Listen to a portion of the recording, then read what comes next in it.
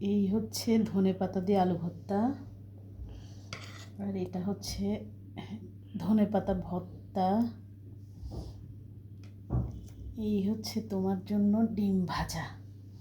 যদিও তুমি ধনেপাতা আলু ভর্তা খাও না, তারপরও দিলাম। এই হচ্ছে তোমার প্লেন ভর্তা ধনেপাতা ছাড়া। যাই হোক, আর তোমার জন্য এই যে দেশি পুঁটি মাছ ভাজা, সব তোমার। আমি একটাও খাবো না, সব তোমার।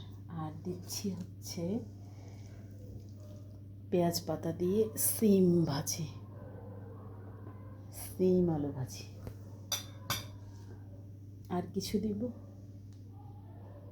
ওকে, ঠিক আছে, এখন খাওয়া শুরু করো।